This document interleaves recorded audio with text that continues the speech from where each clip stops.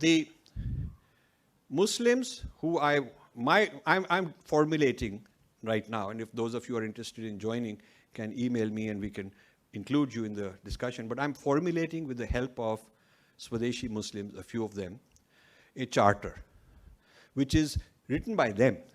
I'm not saying this is what it is. I'm suggesting ideas. And so far they've accepted that, cow slaughter is not a required part of Islam.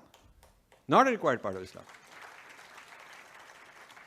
The US Commission on International Religious Freedom, which puts out a report every year and accuses India of human rights violations and all that, in their latest report, one of the big arguments they put up is that this cow slaughter is a violation of Islamic rights. So I went there. They invited me because I always keep criticizing them. They invited me to Washington, D.C. to have a discussion with them. And I found out that the young man in charge of writing and tracking human rights violations of India is a Pakistani scholar. I have his card. He's very proud. He got a PhD from American University on South Asian Studies, religious freedom issues. So he's become an expert. Very smart of the Pakistani.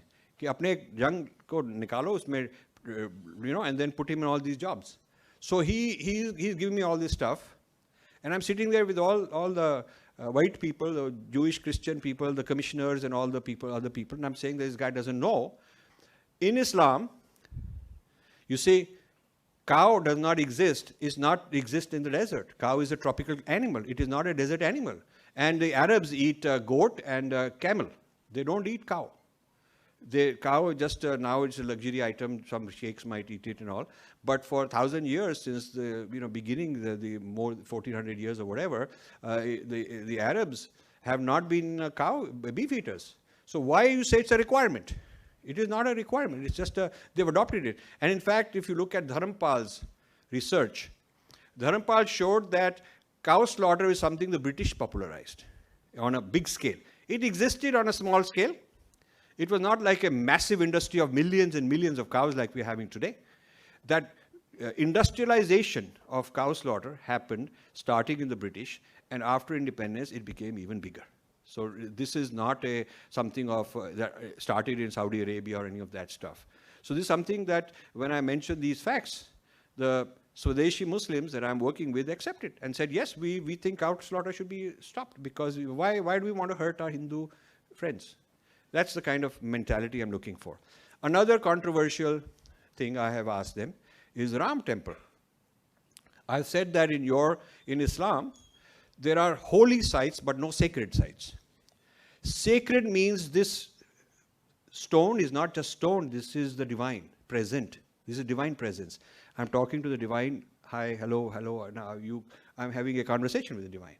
The protocol is the Agama, giving me protocol, and I'm having this conversation. You consider it blasphemy if somebody says that inside the mosque is where Allah is. Allah is not in the mosque. They know that. So what is a mosque? A mosque is a community center.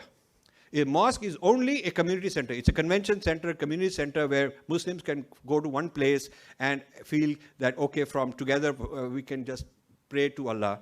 It is from where you are praying to Allah, a very arbitrary place. There is no reference on what kind of place it has to be, what it can't be. It can be anywhere. You can pray from your house. You can pray on the street. You can pray in a mosque. You can pray anywhere you want. You can pray in an airport. There is no requirement. There is nothing comparable to Pran Pratishta in Islam, which would make a particular mosque a sacred place. So this is why, if you ever tell a Muslim that I love your sacred mosque, if he's a knowledgeable fellow, he'll not agree with it because it is considered idolatry.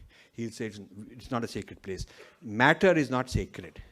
There is no sacred river, sacred tree or mountain or building. There is no form. There is no, Allah is not in form. So we have the divine taking form. So Allah is not in form, and therefore you can't consider the mosque at all to be a sacred place. So if we tell him that, and the fact that I have so many examples of Saudi Arabia and all the different Muslim countries demolishing, moving, relocating mosques from here to there, there is absolutely no reason. the burden of proof should not be on us that this is the birthplace of Ram.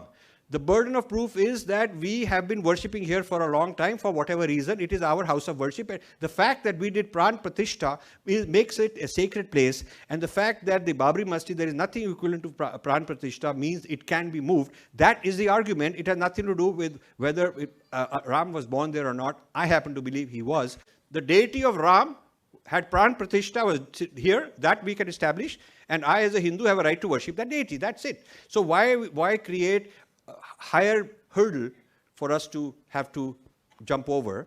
So we can just say this: the difference between Pran Pratishtha of a Murti and no such equivalent in a mosque is a decisive argument. That when you move the mosque, you are not violating anything.